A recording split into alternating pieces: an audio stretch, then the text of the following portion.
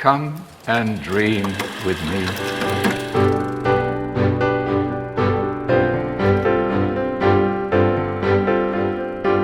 Hello and welcome to What Do You Want to Watch, the Exposure Network's premier media podcast. Every week we get together to talk about movies, TV, and online content and help you answer the question, does really no one mourn the wicked? 2020-25 proves otherwise. I'm your host, Ashley. Join me today, Don Blight. Charlie King! Whatever that fucking I just wanted to leave terrible subtle. song is. On today's episode, we'll be talking about what's in our watch history, going over some film history, going with film history, giving over some film news, giving thumbs to trailers, and giving this week's top 3. Kicking things off, the big movie of the weekend, one of the biggest movies of the year, Wicked for Good, the sequel to Wicked, second half of the adaptation of the musical directed by John Cho, starring Cynthia Erivo and Ariana Grande. We pick up the second movie, I know, an undeterminable amount of time after the first one. The Yellow Brick Road has now been completed, or near completion. The Wicked Witch is terrorizing the people of Oz for no apparent reason. Glinda, the Good Witch, has become this icon across Oz for good. Fiyero leads the Emerald Guard, I guess they're called, off the top of my head, trying to seek out Elphaba, and the Wizard is still trying to be the Wizard. It picks up the movie, and then we see the events, which just so happen to overlap with the events of The Wizard of Oz a great deal. What do you think of Wicked for Good? I enjoyed it as like the second part of one big 4-hour, 5-hour movie. However, it is both a movie that feels too long and also rushing through things, which is just usually a terrible side of things. But there's like 2 hours 20 or whatever it is. It just constantly felt like it was dragged out at times through scenes that I'm like, I know we need this, I know we need this. Like, why is this scene existing? Why do we need to spend so much time here? And then other times just like lightning fast pacing through things to get from one scene to another or one beat to another so they can do the next song or hit the core beats to tie it all in together to to fit it perfectly to the storyline that we already know with Dorothy and everything like that. So I mean, this all comes from the play, obviously, which I haven't seen, but yeah, a lot of it just felt like just fitting it. It's like we just gotta quickly get over here and then have that person there, and then like she arrives right after Dorothy's left here, and all just bits and bobs like that. So, and I think unlike the first film, it just felt very much like a part 2, and and by that I just mean it is just feeling like it's rushing to fit all these things, whereas the first film did feel like its own movie. Like it didn't feel like it was. It didn't even feel like it was part 1 of part 2. Something just felt like it existed as a film that made sense, and you got time with all these characters and the school stuff. It just, I think, like if you was to compare them, like if I was to watch them back to back, it would definitely feel like the first half is a lot stronger than the second half. The standout things with this one still continue to be the chemistry between Cynthia Erivo and Ariana Grande. Obviously, they've built a bodyguard relationship on set that shows on screen. Songs I don't feel like were as strong in the second half as the first half. I mean, the first film just ends with that stellar closing Defying Gravity. Which this film never has a moment like that at all, even in its finale. So I mean, they were fine, but like I don't feel like any of the songs were great. Most of them just felt fine to me, other than the For Good one, I guess. And then a lot of the characters just very thin paper versions of characters that felt more fleshed out in the first one, I would say. The other thing I really enjoyed is it's still just the production design and the costumes and all that stuff is sensational. Like even from the moment the movie starts, I'm just like just sitting there, just sort of going, "Oh, this is good shit." Like they just, you can see this giant set, and Ariana Grande's walking out into the Emerald City, and just got all these extras and everyone's costumes and stuff. So like all of that's still a carryover from the first film, just the overall behind the scenes design factor of it. But yeah, I don't think it's anywhere near as good as part 1. Yeah, I agree. I think probably because, from my understanding, the first half of the musical is the stronger half, and like the second half just kind of, it definitely feels like it is trying to jam. It feels like it's trying to fit the Wicked the characters from Wicked into the events that happen in Wicked, the Wizard of Oz, and try and make it all make sense. And it doesn't really work, you know? I think on a technical filmmaking level, if you did not like how they made the first movie, you're not going to like how they made the second movie because it's exactly the same. It's like, I've seen complaints of like, the choreography is really boring or like, well, not well cut together, and they all look washed out, and like the color grading or whatever is off, whatever. But you know, well, clearly a lot of people dug how it looked the first time, so they've continued with that. I think on choreography, I don't think there is a memorable choreographed song in this, at least in the first one. You had Dancing Through Life that was like very well put together, or there was like the I literally think Popular was really the put together. opening scene is the only time there's like any sort of choreographed dancing with people. Yeah, For a split, like even then, it's very quick. split section. Like- nearly all the songs in this second half are like one character in a room singing about how they're feeling in that moment. Is pretty boring, I guess, or like kind of samey, I guess. Not that they don't deliver those songs really well. It's just they're kind of immemorable, I guess, other than maybe the last two. Cynthia Erivo, one with all the monkeys, and then the For Good song, which is clearly the song that brings it emotionally together, I guess. I just, at times, my mind wondered about Glinda's motivations during this movie. And like, why is she doing the things that she's doing? And why is she going along with working for the wizard and that kind of stuff, despite knowing all this kind of stuff? It's like very, like, she's not a very good friend, is what I'm thinking a lot of this movie. I mean, it's as what's it, Furio, as he says that at the start of the movie there, it's that she likes all this. Yeah.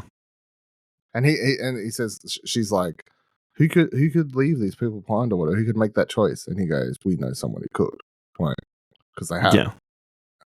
Yeah. So, yeah. It just, yeah. Also, there's a character dies at a certain point, and like they have like a slapstick fight right after, which is very odd. Like maybe that's from the musical as well, but it's like, I mean, thematically, her death has always been to me just a wild plot line that from the second that Wizard of Oz starts, it's like, yeah, we just stole these slippers off a dead body. Yeah. Like, you take these. Yeah. It's just such a such a random thing, but yeah. Very weird. Yeah, I guess slight spoilers, but like certain characters like transform into other characters that we know and then like turn into bloodthirsty monsters, even though the depiction in the original Wizard of Oz is definitely not that depiction. And I've already seen jokes about the Cowardly Lion in this movie. It's like, he's very cowardly. Kill that witch! She took me out of a cage. Yeah, it's just as bad as what you did to him. Yeah, it's kill you, motherfucker. They got Coleman Domingo to voice him to say these little bitch ass lines. Like, what are we doing? I'm a little bitch, and it's because you took me out of a cage. Yeah, crazy. Also, I need to talk about my cinema experience. What was it? You went to a screening today? I went to an afternoon screening. There was 10 other people there. It was, okay. Yeah, it was fine. Whatever. I went to a Sunday morning screening. Very full. Because they're mine was all discounted tickets or middle-aged whatever. women, to be honest. Mine was a lot of teenagers, middle-aged women, okay, but also, unfortunately, a bunch of children. For some reason, I guess it is what it is. But the kids love Ariana Grande. They do, and so a bunch of these kids are sitting. I don't know if this is a thing in Tasmania. They've got like day beds. They've got like bed seats at the front of the cinema. That's a Hoyt. That's a Hoyt thing, yes. No, I've seen event cinemas have them as well, which is, I guess, special kind. And a bunch of kids are sitting down there right at the front. And last night we were talking about media literacy. Mm-hmm. These kids were shocked when Fierro made his choice between these two women. They screamed, "Oh my god, why are you going with her?" at the top of their lungs. Even though that is like the most foreshadowed thing that's possibly could have. Yeah. That's like, did you not watch the first movie? And then they just got mean. She's like fucking calling her a baddie and then calling her Shrek and this kind of stuff. And then these kids would not shut up at this point in the movie. Did they get the point of the movie from, like, did they watch the first one where... I don't think so. I don't know. But yes, then there is a sex scene, Mm. and they're like, making noise, and never have I wanted to throw them my empty water bottle at a child as much as I've wanted to in this screening.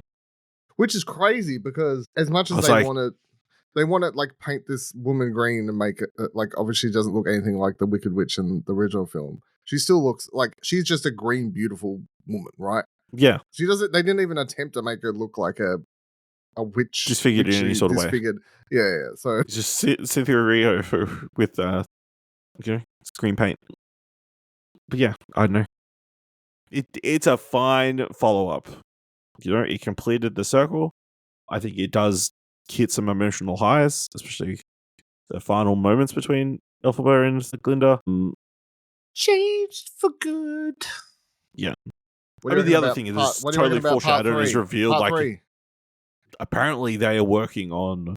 Well, I was reading interviews. They said no one said yes, but no one said no. Apparently, the writers of the musical, I guess, are working on another Oz related project. So it's unlikely. I would be very surprised if they're back for. Well, I guess you could. Because here's my question with Which this, right? returns for something. Yeah.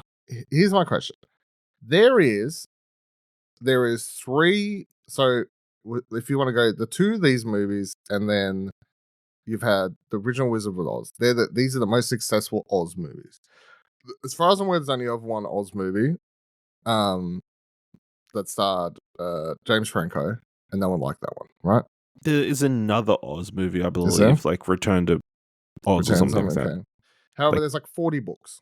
Yes. So there's plenty of material, but it doesn't make me wonder if it's like, But you don't. Is Do you this- want it to be done in this Wicked universe? yeah. I'm like, would people want that? Because those stories, which I've always wanted to read some, to be honest, and maybe Mm. I'll get there one day because I've always been intrigued, right?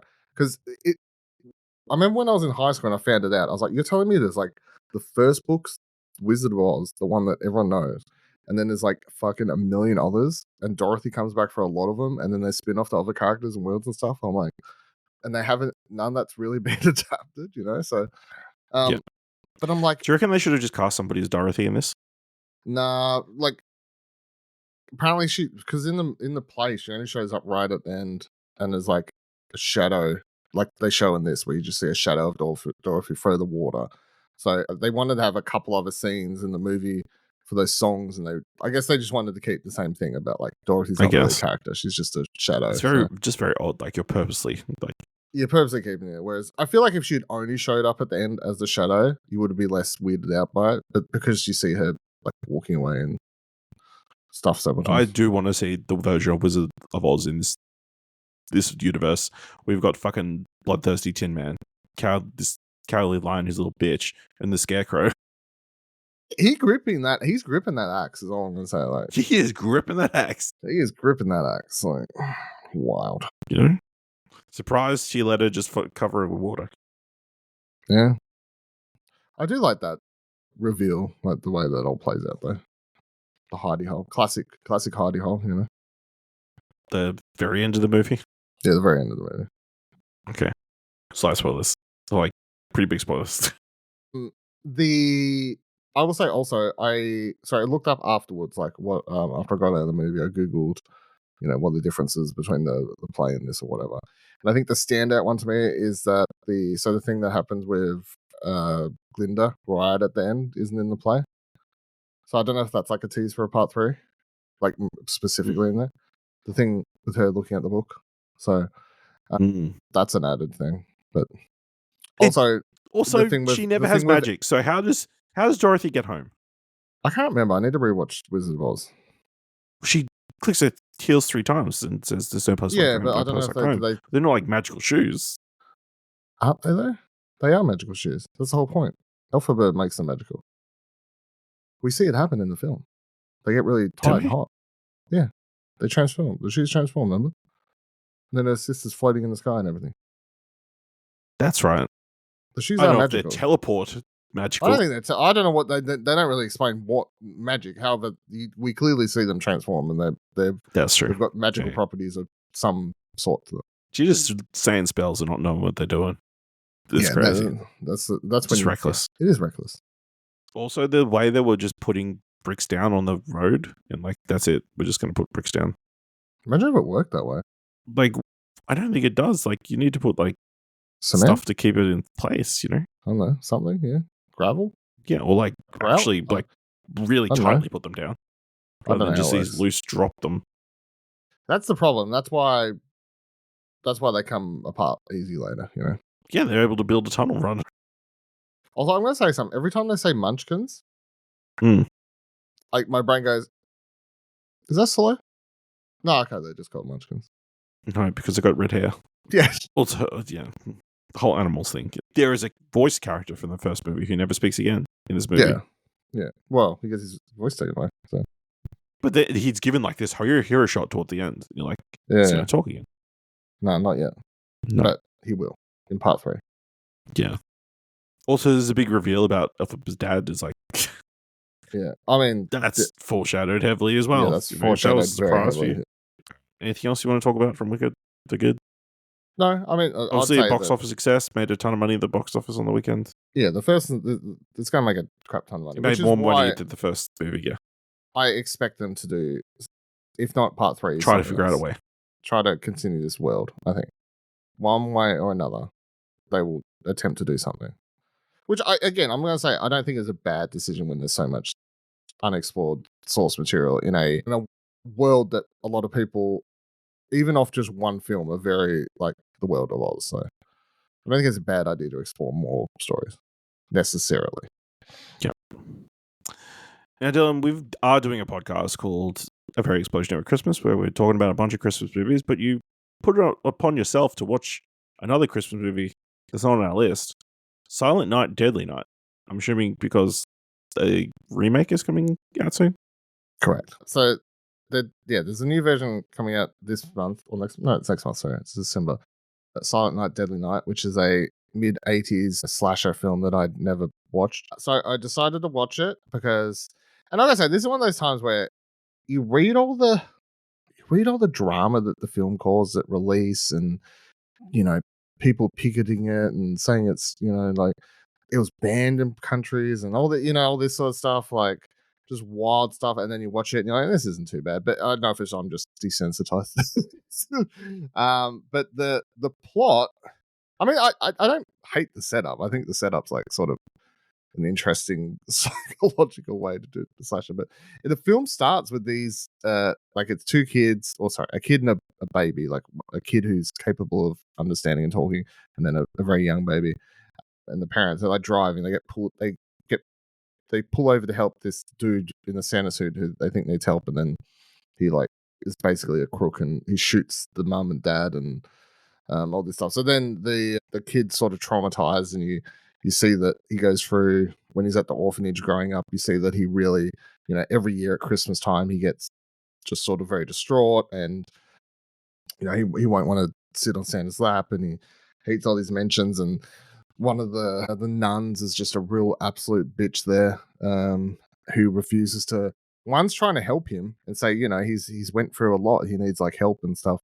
And then the Mother Superior, she's an absolute cow, who definitely is the real villain in this movie, who could have helped this child, in my opinion, and instead is a bitch. But yeah, so then he gets older, 18. He gets a job at this toy store, and everything seems to be going okay until Christmas time rolls around, and then he gets made to like wear the Santa Claus outfit, which you can tell is like a bit triggering for him.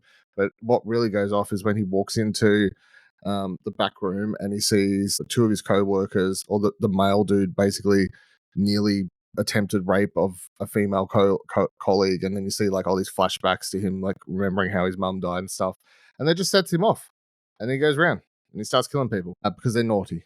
And the whole time it's just a slasher from that point on. And I mean, that's sort of honestly the worst part of the movie, which is, I mean, the movie's only 1 hour. It's like an hour 20 or something. Like half of it is this, like, I would say a weirdly intriguing setup to a psychological trauma that someone went through that could cause them to be so distraught by the picture and image of Santa Claus in that time period. And you know, how what's the idea of a kid who hates Christmas because because his parents were killed by someone in a Santa Claus outfit and stuff like that. I'm like, oh, this is interesting. Yeah, but then when it gets to the slasher stuff, it's whatever. Like, I don't think. I think the movie was obviously just caused a lot of fuss because it's a dude dressed as Santa Claus killing people, but none of it was gory by any standards, and or anything really terrible fucked up happens in it at all, to be honest. So it was okay. I'm intrigued what they do in this remake, I guess, because they said they're not doing it like as a direct remake. They said it's just, you know, sort of inspired by it, but they're not like copying the exact same plot line or anything. So we shall see. It'll definitely be more violent because this was very tame. All right. You've also watched the brand new HBO Max documentary, Thoughts and Prayers. Yeah. I think this is a mix of just a bunch of stuff that you would already know, which is that America's fucked and that school shootings have become so normalized. Well, they're bad, yeah. But they've become so normalized. But even to me, like, there's a degree of, like, I knew that they do drills and stuff like that, but I didn't realize they do them so young. Like, it's now a thing that they if you're in an American school system, you start doing, like, they start doing these drills, like, with a shooter in school when you're in, like, I guess our equivalent of kindergarten, which is just insane to me. And you start doing them then, and you do them apparently like every 6 months for your, well, at least depending on the school and stuff like that. I think the most shocking number I think that was thrown out in this documentary is that the what do you want to call it? Like the anti-school shooting industry, I guess, like people inventing technology and items and everything from robots to doors to desks that you can flip over and are bulletproof and all sorts of stuff. It's a $3 billion industry. So again, you wonder why they don't do anything about it. Like, it just adds to the pot. Like, everything just comes down to money. It's like, what's more important, the kids' lives or keeping this $3 billion industry that is going alive? And the answer is the $3 billion industry. It intercuts a bunch of stuff. There's not like a really like a through line narratively, other than this. They do introduce about halfway through, and then they come back to it. This one town that's doing they're spending a shit ton of money to do a really intense, big plan put together, like pretend school shooting. It's like they have all the kids. They have the kids like makeup up, gun wounds on them. They have people, 4 dudes like playing gunmen entering the school and all this sort of stuff. And you can see it's like upsetting some of the kids, but I think for me it was just, I don't know what I was supposed to take. Here's the thing, they don't really tell you what you're supposed to take away from this, which I think is fine. It's like you just leave the images to they'll affect different people watching it, I think, different ways. But all I was thinking the whole time was like, this, like, just you spend all this money and all this time. The fact that you're spending all the money, all the time preparing for it is the fucked up thing. You know, there's kids that are interviewed in it and say they literally say it's sort of messed up that we have to prepare for a school shooting like we do a cyclone. Like, it's a natural disaster that it's not a like if it happens, it's like when it happens. How will you be prepared? Which I just think is absolutely disgusting. So, I will say my favorite moment in this, though, as sad as this is the whole time I was like, who's going to say the thoughts and prayers line? And no one has a big thoughts and prayers line, other than someone like the school principal.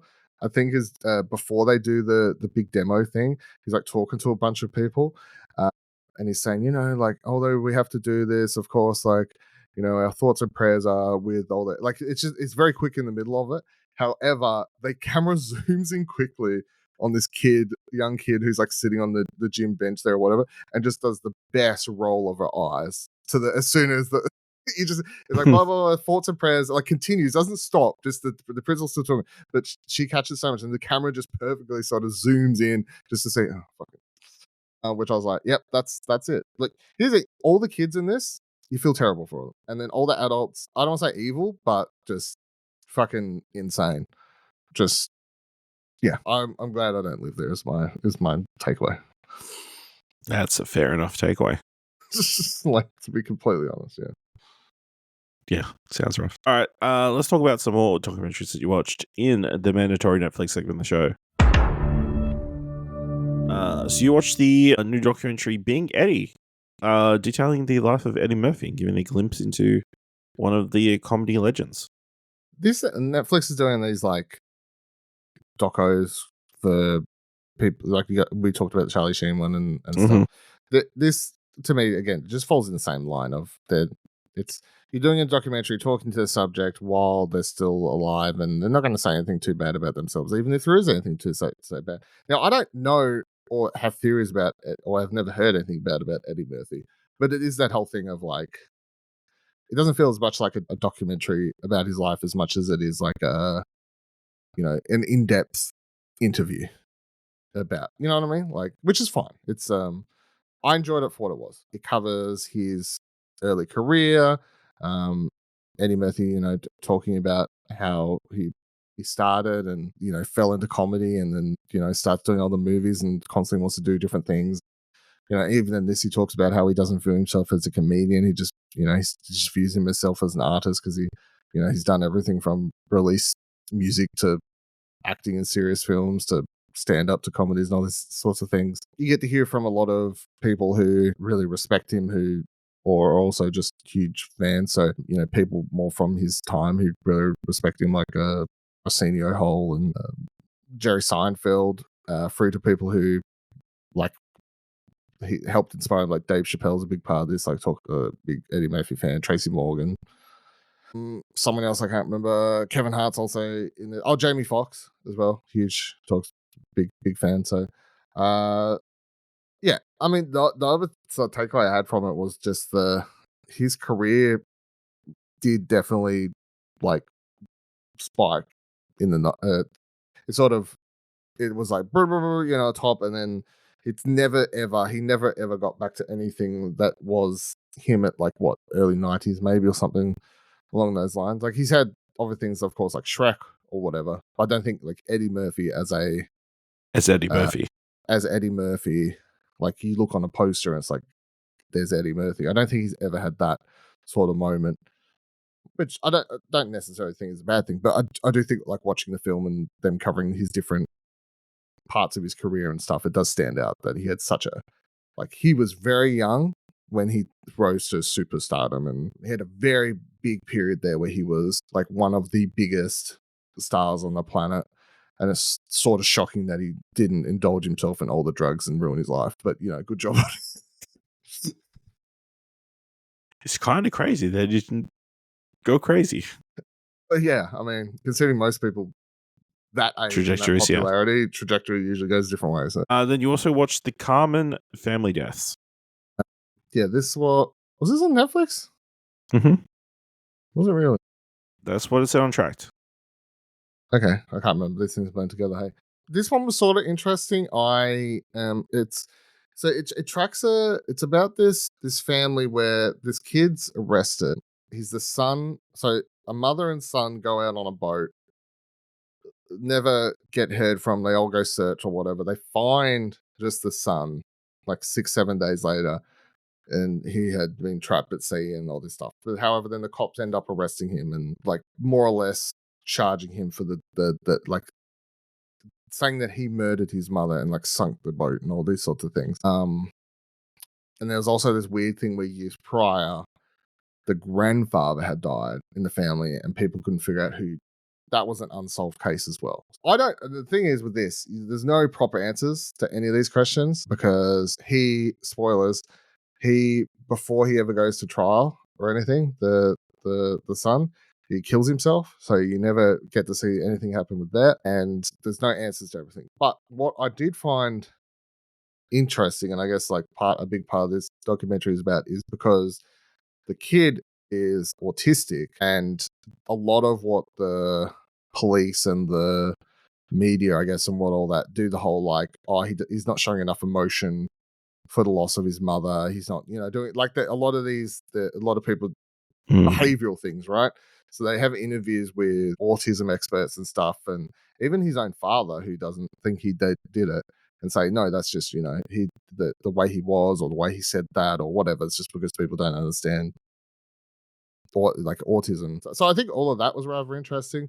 Whether or not he did it or not, I have no idea. To be honest, I could lean either way, but I did find it interesting, at least the discussions around how, when someone like, if someone who is like heavily on the autism spectrum is arrested for something like this, and how that can affect their trial and case. Yeah. All right. So I binge watched the second season of Man on the Inside. Of course, it's the Michael Schur show, starring Ted Danson as a retired engineer professor who fell into the world of private detectives and is PI. The first season, he infiltrated a retirement home. The second season, he is posing as a traveling professor inside a college where the president of the college's laptop has been stolen, with the deal to get a major donation from a wealthy business person called Brad Vinnick, played by Gary Cole. And he has to figure out who among the staff has done the inside job and kind of is trying to stop this donation coming through. Of course, immediately plans go awry when he falls in love at first sight with Mona Margadoff, played by Ted Danson's real life wife, Mary Steenburgen. And, shenanigans go from there as he tries to unravel a case of who's behind the plot to steal this briefcase. It's definitely more of the same, and like it definitely is super enjoyable, and like it was a super easy watch. I don't think it hits the same potentially emotional beats that the first season had, because that definitely was dealing with a lot of like, the first season was dealing with a lot of elderly people who have, at the end of their lives, a lot of people who have just kind of been abandoned by their families and left in retirement homes, and it's kind of touching on that and like being about old people and still being able to have full lives despite being their age and being in these homes and that kind of thing. Whereas this one definitely feels more like a mystery show, I guess. This season, I also felt like they more fleshed out the character of Emily, no, not Emily, Julie, who is the actual private investigator who hires Ted Danson, Charles, to go undercover, and kind of a lot of the season is unpacking her relationship with her mother. And her mother was someone who was like a con artist, pickpocket in her childhood, went to prison, and then she was left to defend for herself. That's kind of hardened her to the world and kind of made her the way she is and that kind of thing. So dealing with that throughout the season was super enjoyable. My favorite weird little tidbit about this show is Charles's 3 grandchildren. They're obsessed with worms. Like they're in one of the episodes, they have like a day off school, and they don't know what they want to do. So one of the kids is like, "Mom, can I buy this video game? It's called hang on, let me find Worms 3D. Worm Squadron Alpha, Worm World 3. Worm War 3. It was like a really shitty worm-based military game.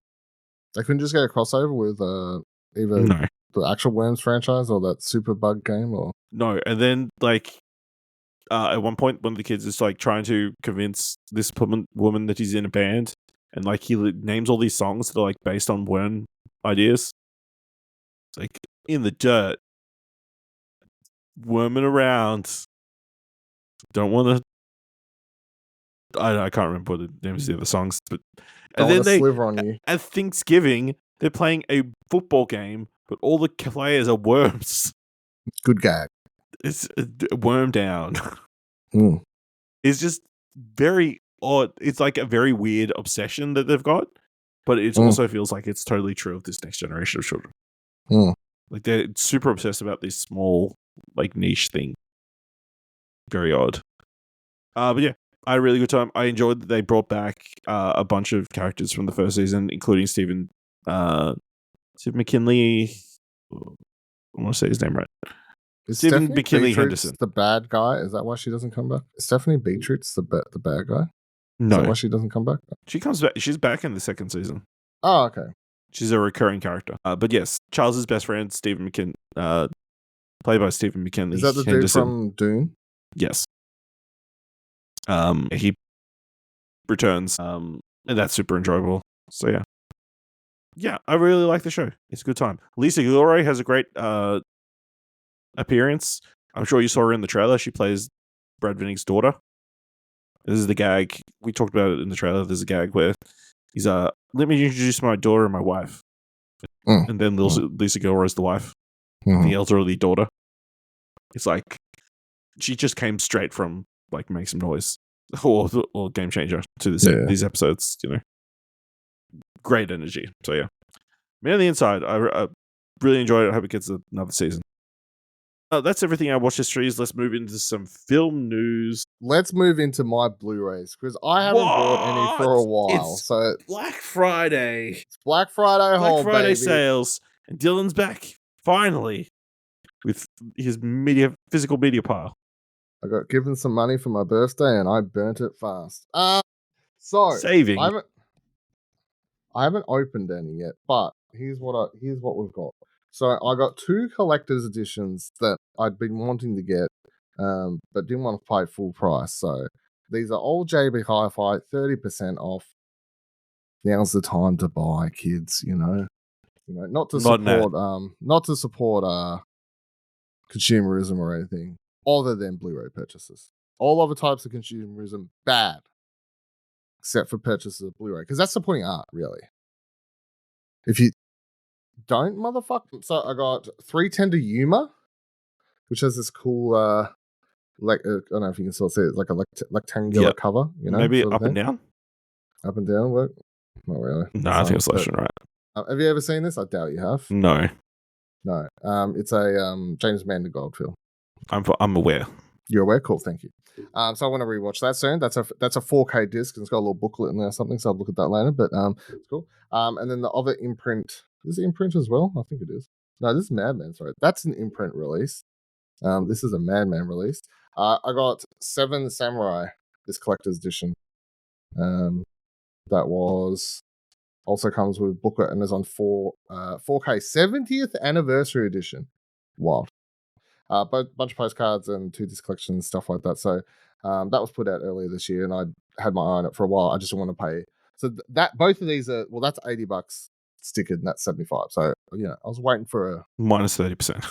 Minus 30%, which brings it down completely. All right, so then the rest I got were 2 buy 2 get 1 free. So I got 6 other films here. So I got all of them are 4K other than one. So I got Once Upon a Time in the West, which I haven't watched since I was in high school. So I got 7 Samurai. I'm getting a lot of older films here, to be honest. I don't think I got one film that was made in the last 10 years, because even 310 to Yuma was like 2007 or something, probably. Yeah, probably. Anyway, Once Upon a Time in the West. I got Clockwork Orange, which I haven't watched for ages either. I think would also be. I already have like 2. I've got 2001, and I've got mental blank on the name of it. He's one of his war. Anyway, I've got this will be my 3rd Kubrick film on 4K at this point. North by Northwest, which is when I sent this picture of my Holter buddy Watson, of course, because I had to. He asked if I'd seen this already, and my answer was yes. It's my 2nd favorite Hitchcock film. I believe we talked about it on this podcast. Did we? I can't even remember. Because I've watched that movie, and that's the only way. Yeah, good point. You have watched this movie. First being Vertigo, which I don't know if they've released on 4K yet, but anyway. And then I got Deer Hunter, which I've never actually watched, as a very popular, obviously famous Robert De Niro. I think it's like late 70s. It was, I think, what's it say? 1979. So yeah. But that is not one of his films I've watched. I'm looking forward to watching that. And then another film I haven't watched. So I got nearly everything. I did buy a fair bit I have watched, but I did got 2 movies I haven't watched. So Deer Hunter, and then I got this Soldier Blue, which I remember seeing when it came. Like I saw this because they do these classics remastered 4K releases. I think they put out like 1 a month, basically. At the moment, there's always like interesting films that come across it. So I didn't know anything about this, but when I read the blurb and looked it up, I was sort of intrigued. But I mean, even on the back here it says it starts, and you go, "Whoa, is this like a pro like America film. It says after a convoy and its U.S. cavalry escort are attacked by Native Americans, only Private House Grant, Peter Strauss, and a young woman under the cavalry's protection, Candace Bergen, survive. Forced to travel across the American frontier's unforgiving wilderness in search of refuge, the journey reaches a tragic climax as they witness the vengeful U.S. Army's cold-blooded slaughter of the Cheyenne tribe. Probably butchering that, I'm sorry. Controversial upon its release and reflecting the political climate of the time, Ralph Nelson's Soldier Blue, 1970, uncompromising in its anti-war stance and its graphic depiction of the 1864 Sand Creek Massacre by shedding light on America's dark history and inhumane actions of the U.S. Army. This revisionist Western is one of the most radical films in American history. So I read that second paragraph. I was like, I'm intrigued. So I brought that. And then I'm looking at the Wikipedia page, and the poster for the movie at the top just says the most savage film in history. That's certainly a glowing endorsement. Yeah, glowing endorsement. And then the last one I got was Maxine, which I know I've talked about and was obviously quite disappointed upon release. But she needed to complete the set. Correct. Yeah, you're spot on. Once I got the other two and I was looking for the N1 free, I was struggling to pick, and then I just walked past Maxine and I went, fuck it. I didn't like it, but I do need it to complete my trilogy. So there we go. What are you gonna do? That's my physical media segment. Which one of these which one would you watch first? If you out of that pile, which one of those films would you want to watch? Maybe Seven Samurai. Okay. Been playing Ghost Yotai, so I guess now let's get into some film news. I've got two updates on two, I guess, rather big franchises. Reading from the Hollywood Reporter. Cowabunga dudes, it looks like the Teenage Mutant Ninja Turtles have a brand new sensei. Neil H. Mortiz, the veteran producer behind the Fast and Furious franchise, is in negotiations to take over the restarting of TMNT as a live-action film franchise for Paramount Pictures. Toby Asset, who works with Mortiz at their original films banner, will also act as a producer. The move occurs as Skydance owned studios is taking a magnifying glass to its slate and existing IP. As opposed to some other titles, namely Transformers or G.I. Joe, Paramount fully owns the TMNT brand, having picked it up from co-creator Peter Laird in 2009, is seeking to unlock its full potential. There's a bit of live-action /CG animation hybrid feature since the mid-2010s when the Teenage Mutant Ninja Turtles, Turtles Out of the Shadows bombed at the box office, stopping the film franchise in its tracks. The studio pivoted to animation and instead made Teenage Mutant Ninja Turtles Mayhem, released in 2023 to great critical acclaim. New Paramount has also been shaking up TMNT on its TV media division and recently put Tales of the Teenage Mutant Ninja Turtles, a spin-off of Mutant Mayhem, down the sewer, shutting down the series in the middle of production earlier this year. At the same time, The Last Ronin, another TMNT live-action CG animation hybrid project that was in development, has been put on back in the pizza box. Someone was really happy with all these puns, yeah. Yeah, according to sources, that project was being developed as an R-rated feature and had nobody filmmaker Ilya Rushula in talks to direct, but the new regime wasn't keen on having their first non-animated movie in 10 years be a bloody adult-skewing story. One insider says the studio wants to leave the door open to possibly revisit down the road. The sequel to Mutant Mayhem, being produced by Seth Rogen, Evan Goldberg, and directed by Jeff Rowe, is still set for September 17th, 2027. Multiple sources say Paramount wants to sonicify the TMNT franchise. Sonic the Hedgehog is a 3-movie hit franchise for Paramount. It is based on a popular Sega video game. The movies are live-action hybrids and play very well to all ages, 4-quadrant crowd, and become a $1 billion plus franchise for the studio. They happen to be produced by Mortiz. Dylan, what do you think about this move for the Teenage Mutant Ninja Turtles franchise? And are you keen for more live-action iterations? I was keen for the Ronin movie. And yeah, just have to put up with the video game if that ever comes out from Koch Media. Yeah. No, I don't like it because it's bit of just focusing on it's not focusing on making good stories or just making good movies. It's restarting just because they're chasing the dragon of big franchise, multiple films, crossovers, spin-offs. You know, like they want the success they're like, that had a TV show and 3 films, and it's going to have more, whatever. It's like, okay, cancel the one thing that won't lead to anything. Do the other thing. So, no, I wasn't a fan of this story. I don't mind it. I mean, for one, at least they're not touching the Seth Rogen, Evan Goldberg, that animated version of the films. They're still going to come out, But yeah, I think every generation needs a live action Ninja Turtles, I think something probably aimed more family friendly or like more akin to some of the animated shows would, fit better than at least the Michael Bay attempt at live action films, I don't know how closely this franchise matters to you, but like, I grew up on the 80s cartoon and then the live action suit movies, so I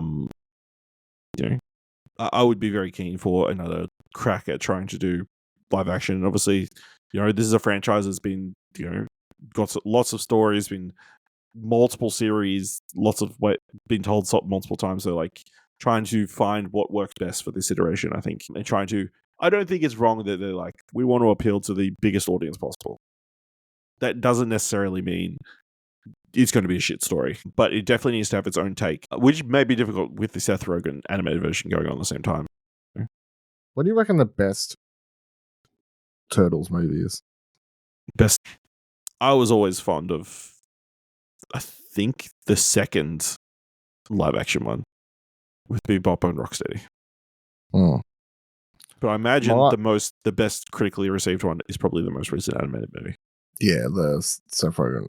That one, yeah. I have a really soft spot for the mid-2000s one that they just titled TMNT.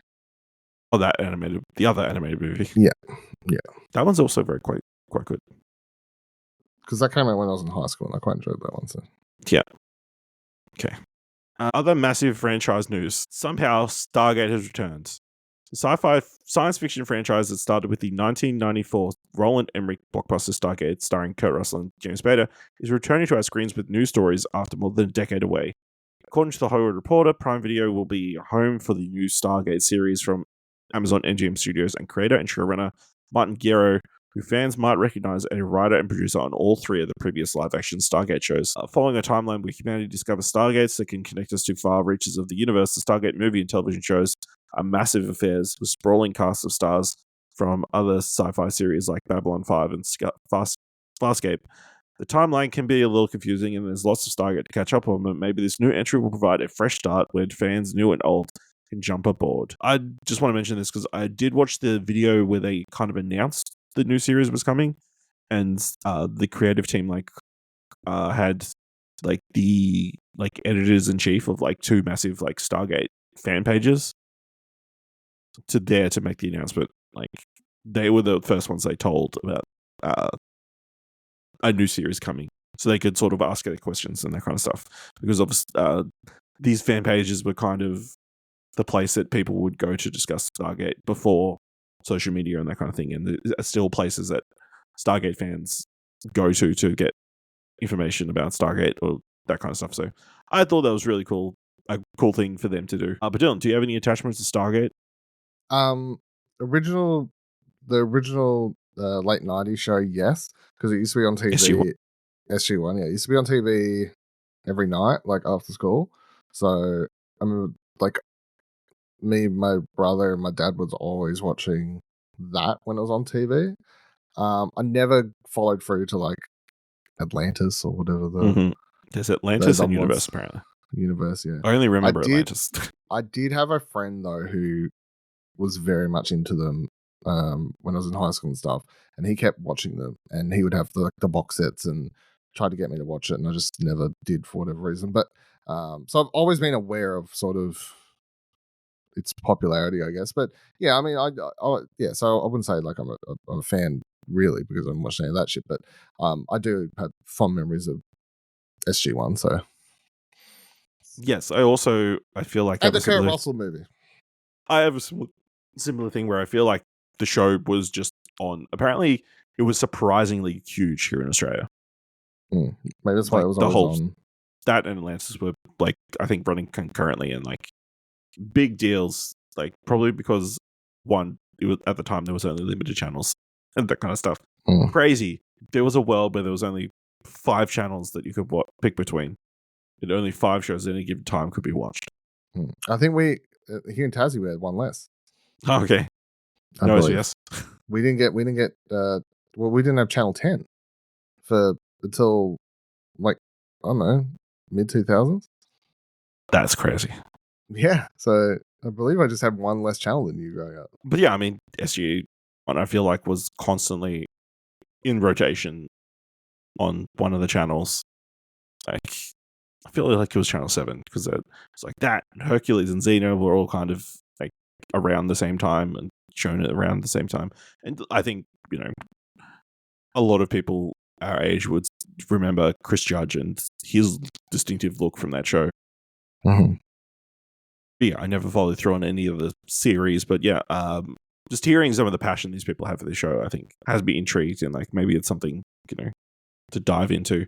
But it sounds like they want to make this next series like a new entry point for new people to come into, and then if they enjoy it, they can go back. Much the way like Star Trek is now. Every new series is just opening up the universe for people to explore all the other shows. So yeah, a big win for Stargate fans. Unsurprising, it's come to Prime Video of all the streaming services. So yeah, very exciting if you're a big sci-fi geek. That's everything in the news this week. Let's move it on to giving some thumbs to trailers. Of course, you can find all the trailers we're about to talk about in the show notes below. Kicking things off, we've got Night Patrol, directed by Ryan Prowse, starring Jermaine Fowler, Justin Long, Freddie Gibbs, Raji Seiler, YG, Nikki Mikkel, Flying Lotus, Phil Brooks, and Dermot Mulroney. An LAPD officer discovers a police task force is harboring a terrific secret that endangers residents of the housing projects he grew up in. Dylan, what did you think of the upcoming horror movie Night Patrol? Yeah, I'm gonna go double thumbs up for the trailer. I think it's a fun, wild trailer that takes you on a ride. That's for sure. Like fucking vampires. Do you think they should have given it away? I mean, the thing is, it'll probably make more people are going to watch it.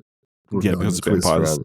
Instead of implying it's just dirty cops killing people for whatever reason. Yeah, if it was a Netflix movie with like maybe like one big star in it, no offense to Justin Long or CM Punk or whoever, but then you could probably get away with hiding it more because people just tune in anyway. It's what RJA Films, Shutter, it's sort of it's pretty small. Watch it.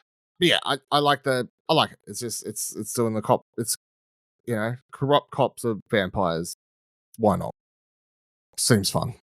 Yeah, I'll give it 2 thumbs up as well. I think it's an interesting concept, and it's definitely like foreshadowing one thing and then follows through with another thing with the vampire reveal. You kind of get the impression this is just going to be a dirty cop movie, and there's that would be interesting, like a horror movie about a bunch of dirty cops, like just a bunch of racist cops who want to take out a bunch of black people. That would be pretty scary, but they're just vampires on top of it.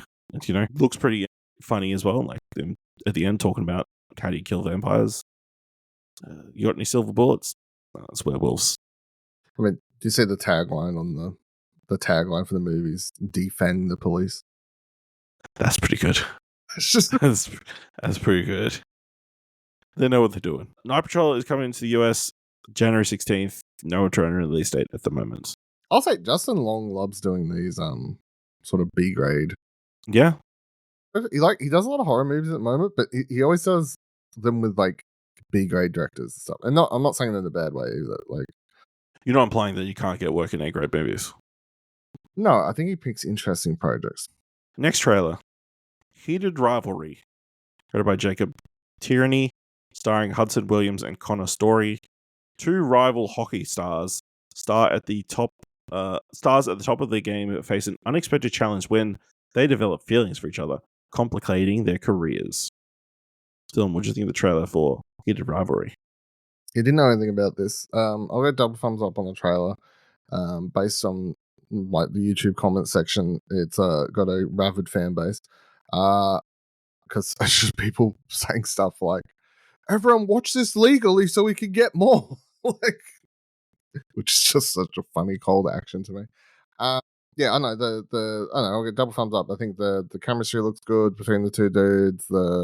The general like smart sports machoism, like of course they can't be You can't be openly gay. That would be.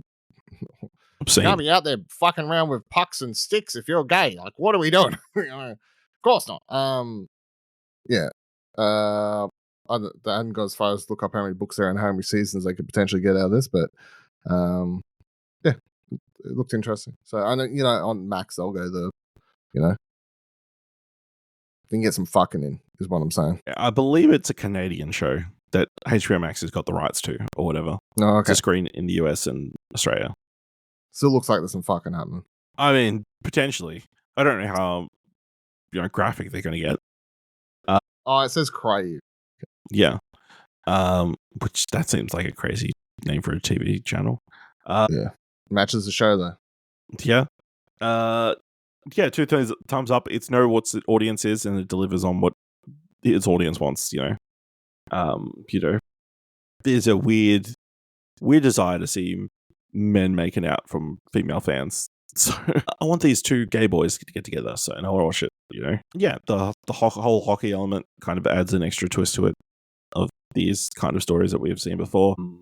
But yeah, I think it's a really well put together trailer that it will deliver to its target audience. So good on yous. Heated Rivalry is coming to HBO Max 28th of November. Next trailer. Return to Silent Hill. Directed by Christoph Gans? There's no R at the end, is there? I think so. Starring Jeremy Irvine and Hannah Emily Anderson. James is devastated after being separated from his soulmate and receives a mysterious letter that leads him back to a town called Silent Hill, where he hopes to find her. However, he discovers that the town has been changed by some unknown malevolent force, and he delves deeper into the town. And as he delves deeper into the town, he finds terrifying figures, both familiar and unfamiliar. Doubting his mental stability, he tries to comprehend reality and hopes to stay strong enough to rescue his beloved.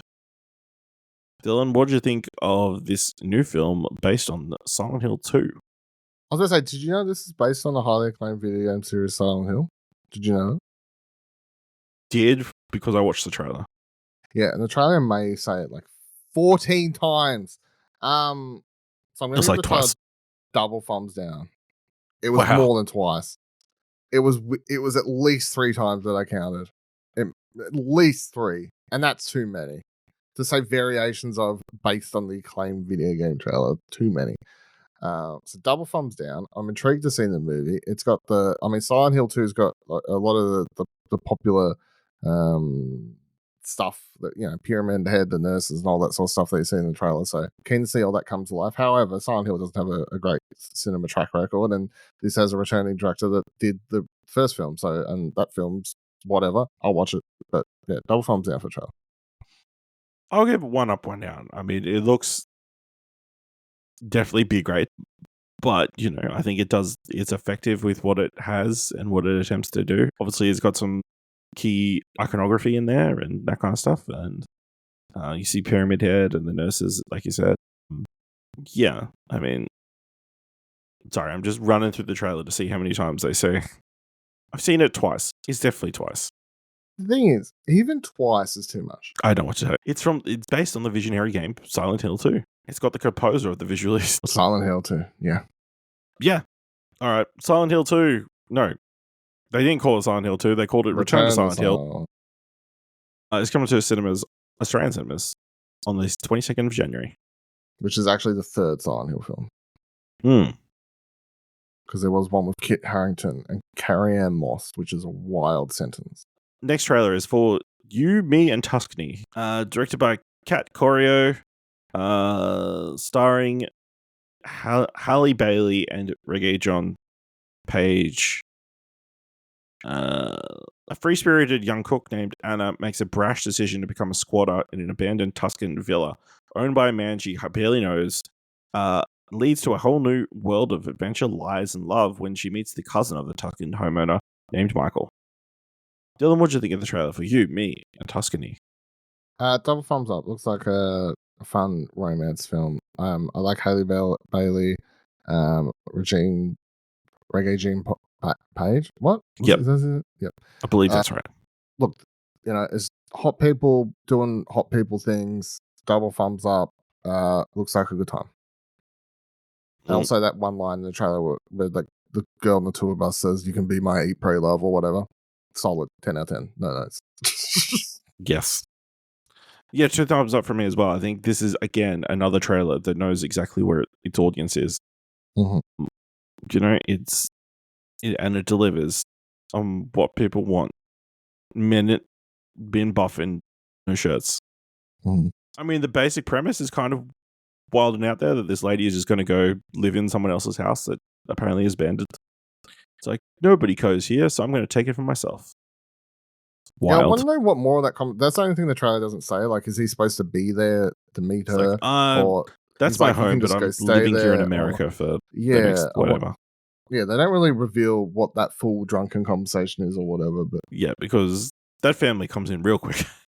Yeah, I mean, you also know exactly how the movie's going to play out, but it doesn't matter because that's not really the point. I thought it was very surprising the dude comes back at the end, I think. Well, that's where you'll have the drama arc, where she really leaves and the guy has to chase her and, Yeah, absolutely. It's an act, Yes. Yeah. It's interesting because I feel like this one got a little bit of internet discussion. Why? Like, people are like, no, you need to defend it because it's 2 black leads and that kind of stuff. So, I know. Very interesting at the very least. And looks like a good time. And her best friend looks like she's going to be a delight. You, Me and Tuscany is coming to Australian cinemas on the 9th of April. Last trailer for this week is This Thing On?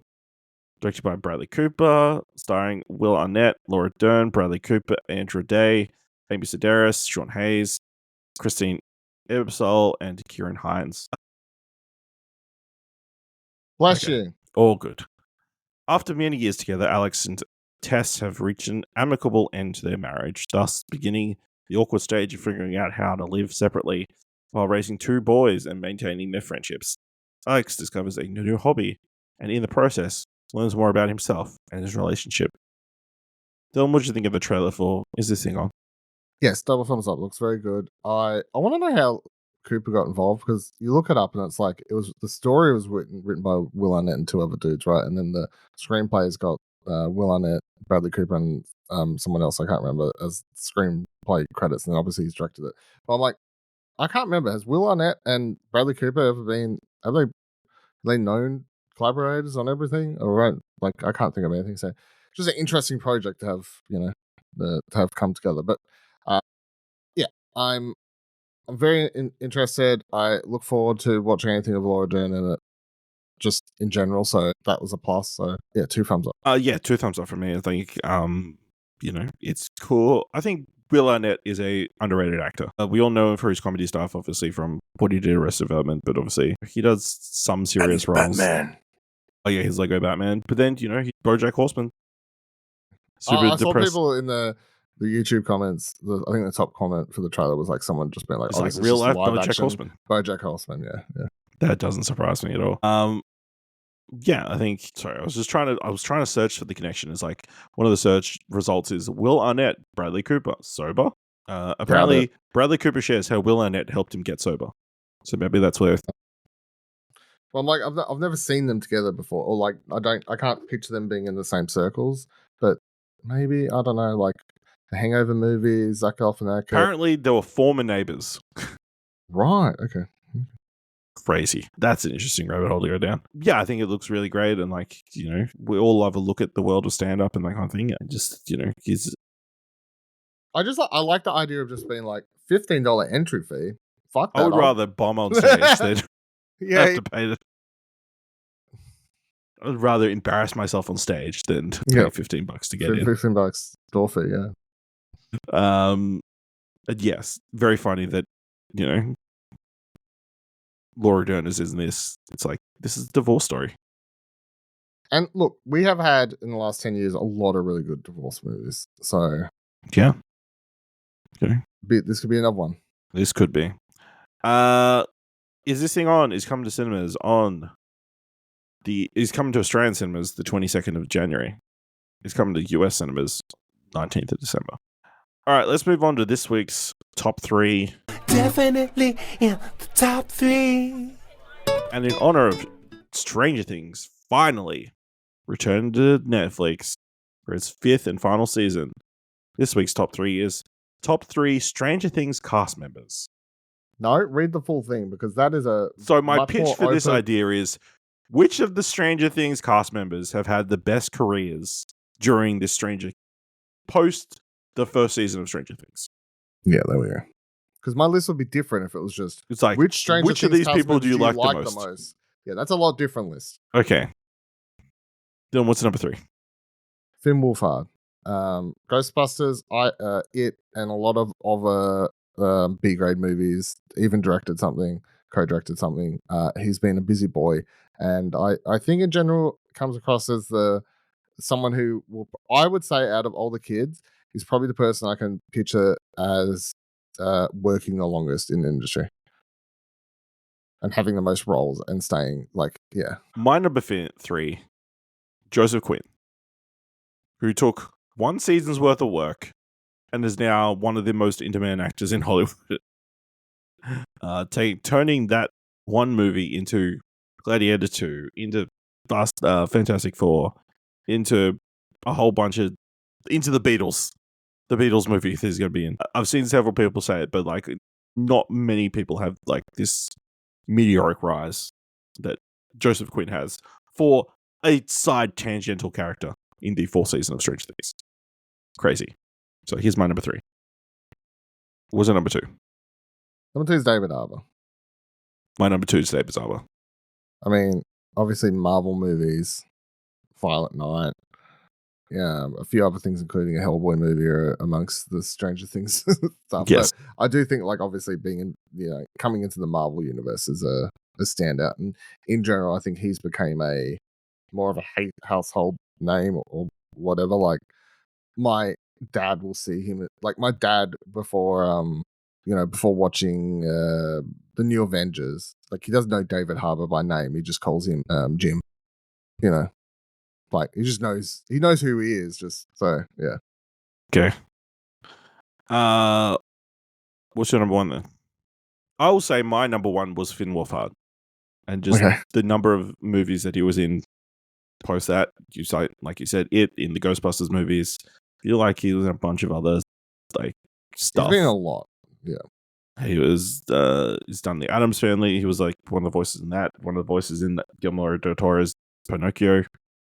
He did his own movie. He was in that Legend of Oki movie. Yeah, I feel like he's, like you said, I think of the kids, he's the one who's going to be the Ron Howard, I guess, of this group, and go on to have a big impact on the industry, or the biggest impact. Yeah. My number 1 was Millie Bobby Brown, because I do think like biggest star between starring in the multitude of Netflix stuff, including the very popular Nola Holmes films, having that, she was in Godzilla and whatever. Like she's been in a bunch of movies and stuff that, whether love her or hate her, she's just continually been busy. But also, like, she launched that beauty product range thing that she's now basically turned herself into a beauty influencer and stuff. Like her career path is, she definitely, like, she's still acting right after Stranger Things, but she is also someone who I'm like, she doesn't need to. She doesn't need to, I don't think, So, but yeah, she went from the little girl from season 1 to now this like beauty superstar that girls are buying her makeup products or whatever the fuck they are, and she's starring in all these films and whatever else. So that's why I put her in number 1. Okay. So Dylan, this week, what do you want to watch? I fucking looked this up before recording. What do I feel? Oh, Zootopia is this week, right? Yes. Sorry. Movie Zootopia 2, TV show Stranger Things.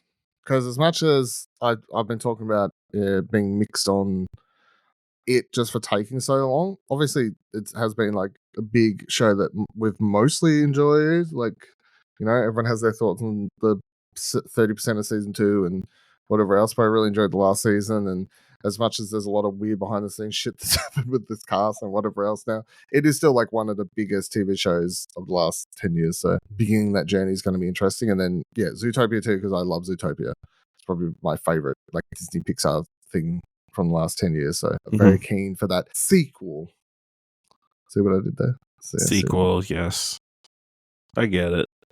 And I want to see Flash smash that 1,000,000-yard dash. Yeah, I mean, Strange Things. It's a must watch this week. But on the movie front, in limited cinemas, Wake Up Dead Man is releasing this week. The latest Knives Out film that I'm very excited for. So I need to venture out somewhere to go seek out a indie theater that's going to be playing that. But It's playing at my fucking movie, but stupid work times this week because of Black Friday week trade means I'm like doing stupid hours, and of course I currently can't make my way to the cinema watch it. So sounds I like might be- somebody's going to be sick. No, yeah, finally. I'm not pleased. Not pleased at all. But merrily we roll along, you know? no, I don't think that's coming out this week. No, I think that's next week. It is in a few weeks, yeah.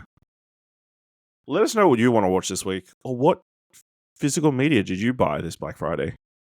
By finding us on social media at explosionnetwork.com/follow, or if you want to help us out here at What Do You Want to Watch, leave us a review on Apple Podcasts or on Podchaser, leave us 5 stars. I think we leave 5 stars and just tell people about the show. And if you want to find out how you can support Explosion Network with all our podcasts and other content, head over to explosionnetwork.com/support. Thank you very much for listening. Until next time, keep watching stuff, I guess.